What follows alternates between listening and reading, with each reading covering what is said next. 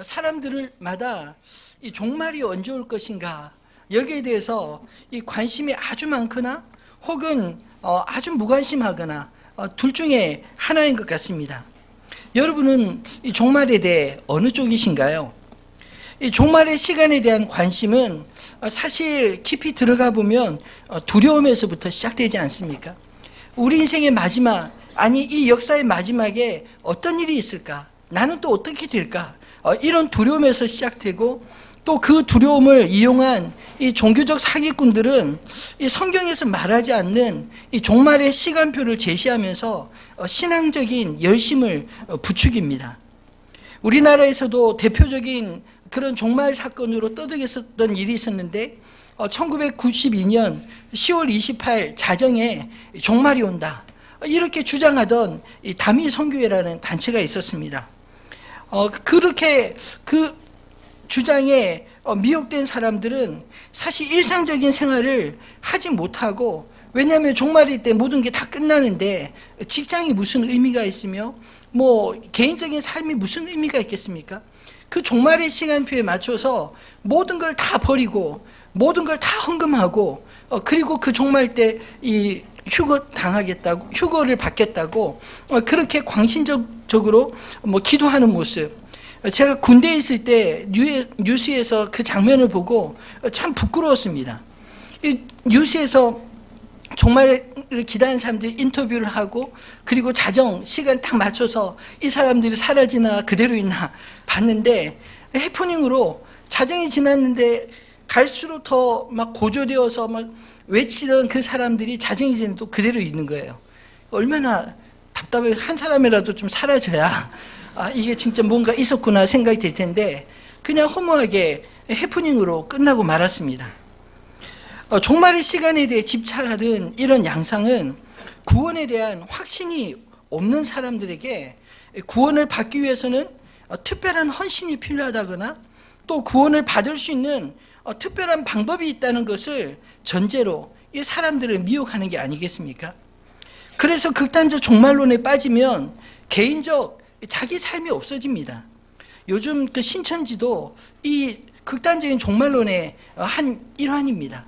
이 신천지에 빠지면 젊은이들이 자기 삶이 없어집니다. 왜냐하면 그게 전부라고 생각하기 때문이죠. 그리고 구원을 얻기 위한 특별한 방법들에 집착하게 됩니다. 예를 들면 성경 공부에 집착하거나, 또는 전도의 양을 채워야 구원을 받을 수 있다, 이런 잘못된 신념 때문에 전도에 집착하거나, 혹은 집단생활 하면서 그런 사람들이 주로 유도하는 방식들이 바로 이런 것들입니다. 하나님이 그래서 종말에 대한 수많은 예언들을 선지자들을 통해서, 또 예수님을 통해서, 또 사도들을 통해 주셨지만, 그럼에도 불구하고 그 수많은 예언들 속에 그 날짜만큼은 하나님께서 비밀로 붙이신 이유가 있지 않겠습니까? 징조는 말씀하셨어도 날짜를 지정하지 않으신 것은 종말을 염두에 두고 살되 우리에게 그 종말이 두려움으로 몰아가거나, 혹은 종말의 시간이 아직 많이 남았다고 게으름으로 나태하게 살지 않도록 하시기 위함이라고 믿습니다.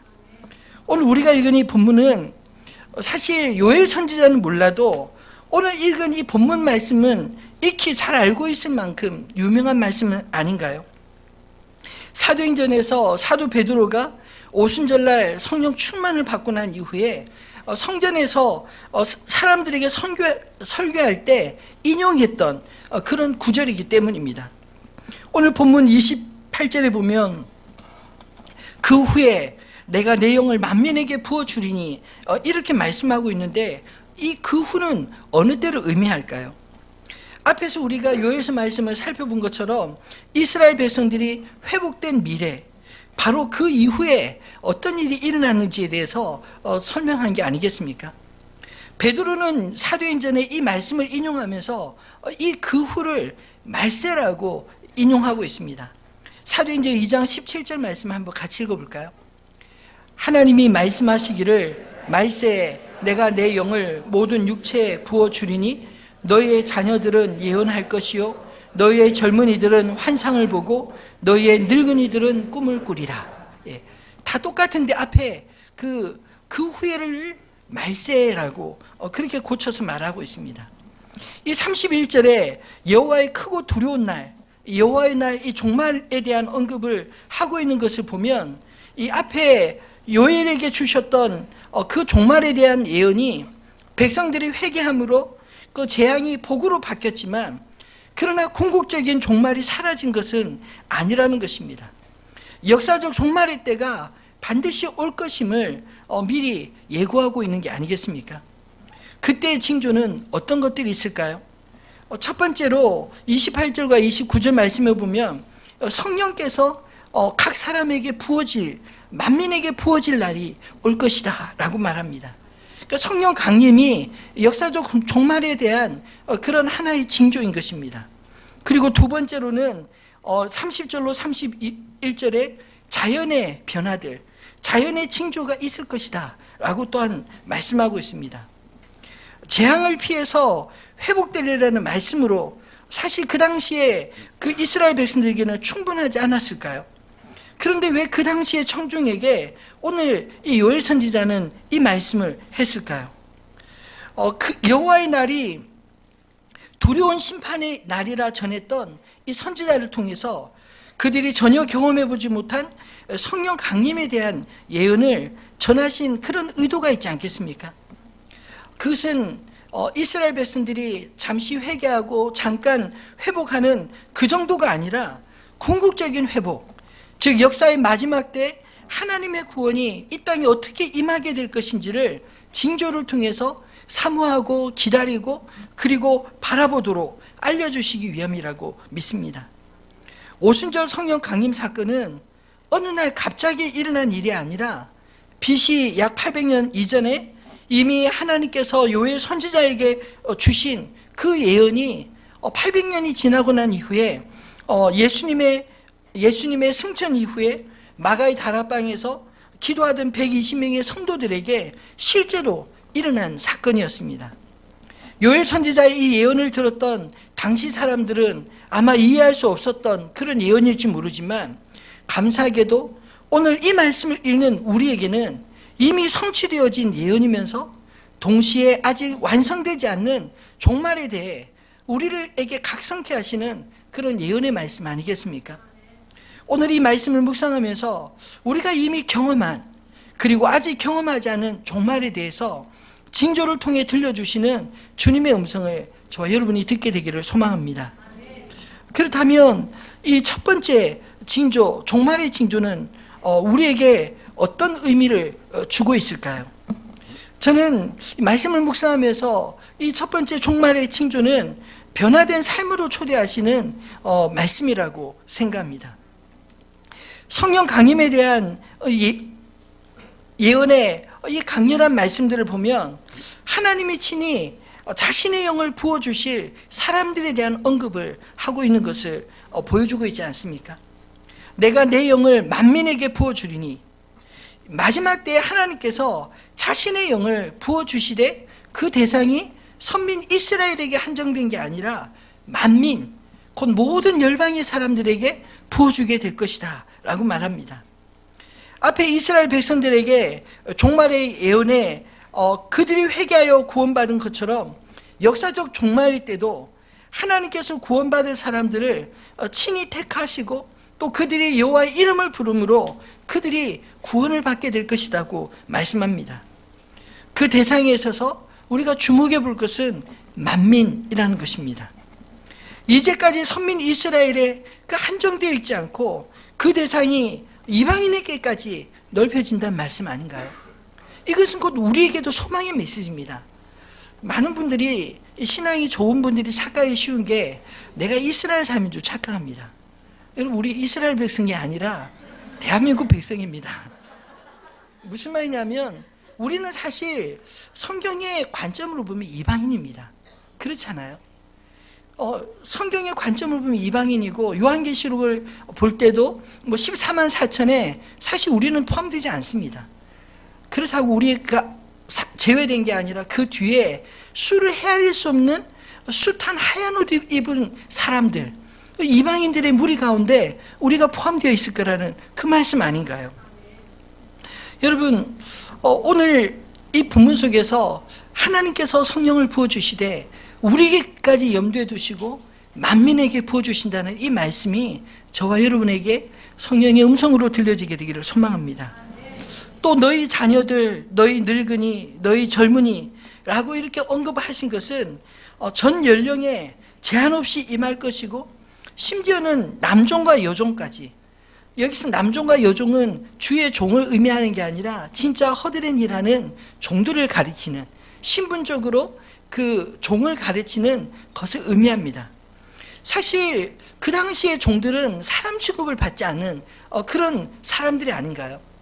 그런데 하나님께서 성령을 부어주실 때 그 자녀들, 어린아이, 늙은이, 젊은이뿐만 아니라 심지어 남종과 여종까지 신분의 차별 없이 성령이 임하게 될 것이다 라는 것입니다.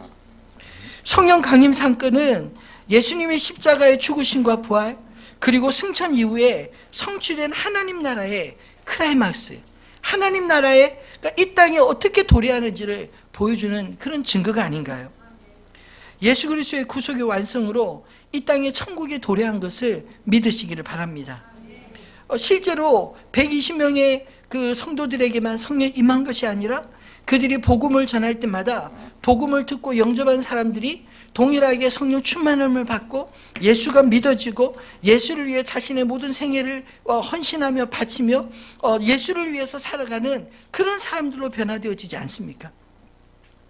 성령 강림으로 성취된 이 하나님의 나라는 사실 어느 지역, 그 지역의 개념이 아니라 영역의 개념입니다.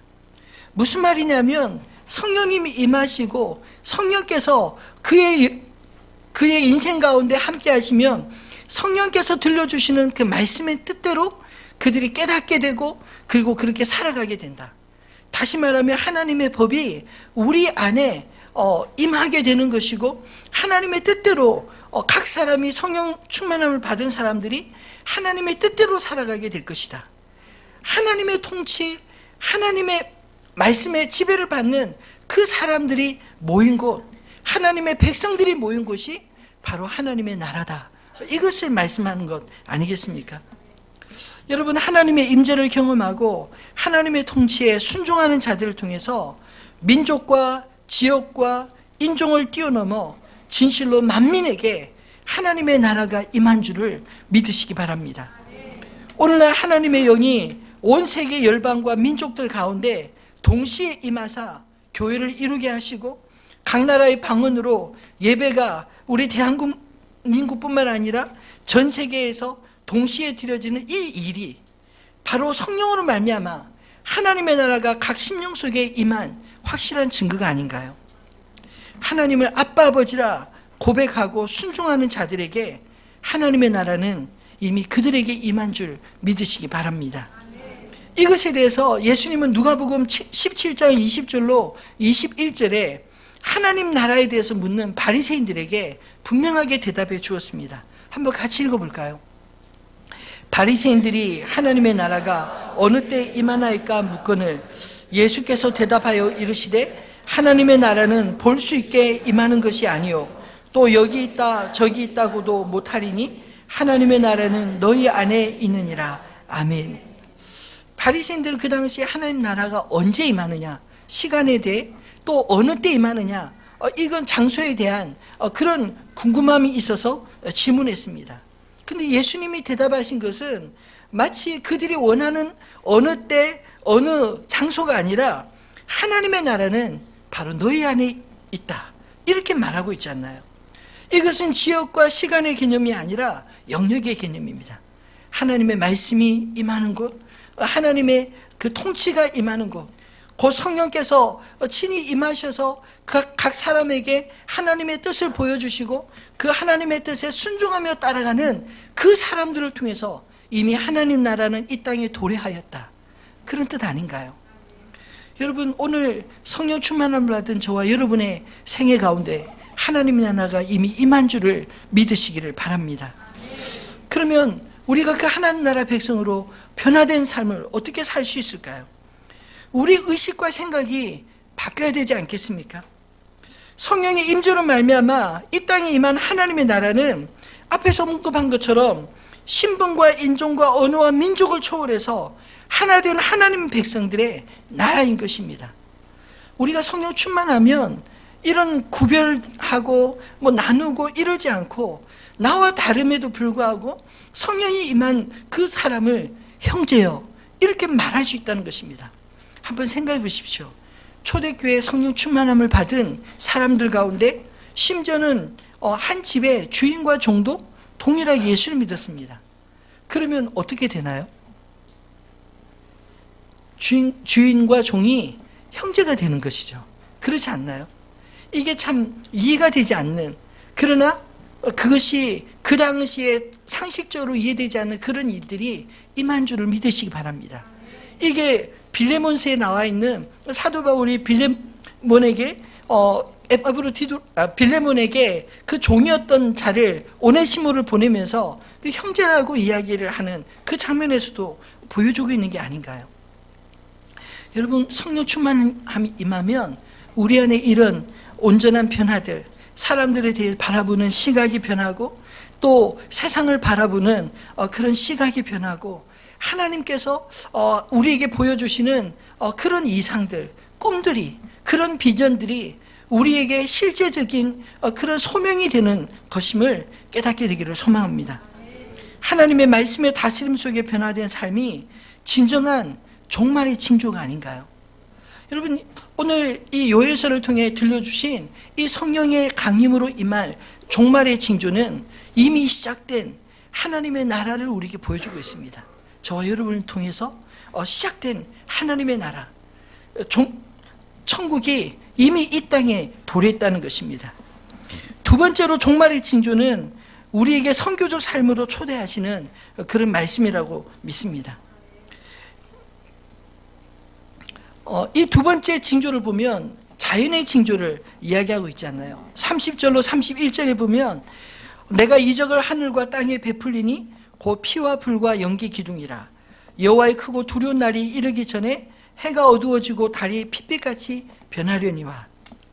여기서 피와 불과 연기 기둥이라 이 말은 사실 그 마지막 때에 임박한 그런 징조로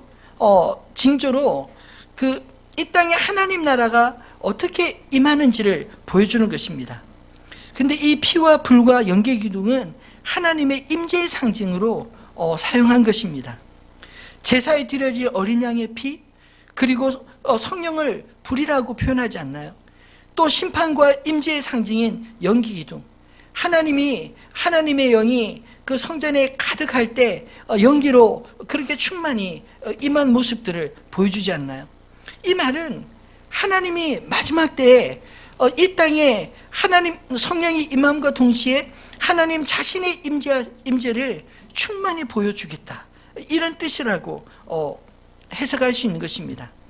뿐만 아니라 그 여호와의 크고 두려운 날이 이르기 전에 해가 어두워지고 달이 핏빛같이 변한다, 이 말은 변하지 않는 것 같은 태양의 빛, 달의 빛이 변하게 될 것을 경고하고 있습니다. 그것은 사실 하늘의 권능이 흔들게 될 그 우주적인 징조를 가리키는 것입니다. 여러분, 이런 일은 아직 우리가 경험해 보지 않았기 때문에 아직 잘 모릅니다. 그렇죠? 그렇지 않나요? 만약에 이 일이 이루어진다면 이제 끝이구나 라고 알 수 있겠죠. 근데 성경에서 이야기하는 것은 태양의 빛과 달의 빛이 그 빛을 상실하게 될 것이다 라는 것은 아직 우리에게 보여지지 않았지만 그냥 점차 이것이 어떤 것일까라고 느낄 수 있는 그런 징조들은 우리가 분명히 알 수가 있습니다. 예를 들면 최근에 그 환경 운동, 제가 첫날도 환경 그 기후 협약에 대해서 시위하는 젊은이들에 대한 이야기를 언급했는데 그들의 주장을 가만히 들어보면 사실 이대로 가면 한 30년만 지나도 온도가, 지구의 그 온난화 온도가 1.2도 정도 올라가는데 그 정도 되면은 통제불능이 된다, 이런 이야기를 하더라고요. 앞으로 한 100년 뒤에는 사람들이 어떻게 살게 될지, 어떤 형태로 살게 될지 알 수가 없다. 이게 미래학자들의 진단입니다. 환경학자들의 진단이기도 합니다. 사실 우리가 그토록 익숙하고 당연시 여겨지게 되는 그런 환경들이 어떻게 변할지 알지 못하는, 이건 역시 하나의 징조가 아닐까요? 세상 사람들도 하늘의 징조를, 하늘의 별을 보고 점을 치고 또 태양을 보고 또 그 징조를 구하는 그렇게 징조를 구하고 있는데, 이 31절의 징조는 하나님의 백성뿐만 아니라 하나님을 알지 못하는 모든 인류에게 보내는 하나님의 경고의 사인, 그것이 반드시 올 것이다, 이렇게 말하는 게 아닐까요? 앞에 30절의 비유는 이스라엘 백성들 하나님 앞에 제사 드리는 하나님의 임재를 경험했던 피와 불과 연기 기둥은 그들에게 있어서 익숙한 것일지 모르지만, 31절은 하늘을 바라보고 살아가는 징조를 구하는 사람들에게 그들이 알 수 있는 징조가 임하게 될 것이다, 이렇게 말하고 있는 것입니다. 종말의 때, 그러한 종말의 때는 하나님의 백성들에게는 구원의 날이지만 하나님을 무시하고 복음을 듣지 않는 자들에게는 심판의 날이기 때문에 모든 인류가 다 알 수 있는 우주적인 징조를 주시겠다, 그런 뜻 아닌가요? 이 징조를 주시는 이유가 무엇입니까? 32절 말씀을 보면 이 징조들이 궁극적으로 여호와의 날, 심판과 구원의 때로 이끌기 위함이라고 말씀합니다. 누구든지 여호와 이름을 부르는 자는 구원을 얻으리니 라는 말씀에서 이 구원의 대상이 선민 유대인들에게 한정되지 않을 것임을 강조하고 있는 게 아닌가요? 구원의 조건은 여호와의 이름을 부르는 것입니다. 그러나 단지 하나님을 알고 그의 이름을 부른다고 구원을 받을까요? 예수께서는 산상설교에서 주의 이름을 헛되이 부르지 말라, 이렇게 경고한 적이 있습니다. 마태복음 7장 21절 말씀인데 한번 같이 읽어볼까요? 나더러 주여 주여 하는 자마다 다 천국에 들어갈 것이 아니요 다만 하늘에 계신 내 아버지의 뜻대로 행하는 자라야 들어가리라. 아멘. 그냥 마지막 때, 종말의 때 징조를 보고 주여 부르면 다 구원을 받는다는 게 아니라는 것입니다. 그럼 앞에는 주의 이름을 부른 자는 구원을 받는다고 했고, 또 예수님은 주여 주여 한다고 다 구원을 받는 게 아니라고 하니 어떻게 우리가 분별해야 할까요? 사실 주의 이름을 부른다라는 것은 하나님을 알고 또 그분을 온전히 신뢰한다, 그런 뜻 아닌가요? 예수님 시대에 주의 이름을 부른다는 것은 순교를 각오해야 될 그런 정도였습니다. 우리 시대에도 우리가 주님을 이름을 부른다는 것은 우리가 믿는 믿음의 대상을 알지 못하고 그냥 예수의 이름만 부르는 게 아니라 그 믿고 신뢰하는 그 마음을 믿음으로 주의 이름을 부를 때 주께서 아시고 구원하신다, 이런 뜻 아닌가요? 근데 마태복음 7장 21절에 주여 주여 하는 자마다 다 천국에 들어갈 것이 아니라는 이 말씀의 의미 속에 주님이 우리에게 경고하시는 것은 무엇이냐면, 단지 이름을 부르는 것만이 아니라 하나님의 뜻을 행하는 삶, 우리를 통해 주님이 뜻이 보여지는 그런 선교적인 삶을 살라, 이런 뜻으로 우리가 해석할 수 있는 것입니다. 구원은 주의 이름을 부르는 자에게 주시는 것이 아니라 하나님 아버지 뜻대로 행하는 자에게 주어지는 것입니다.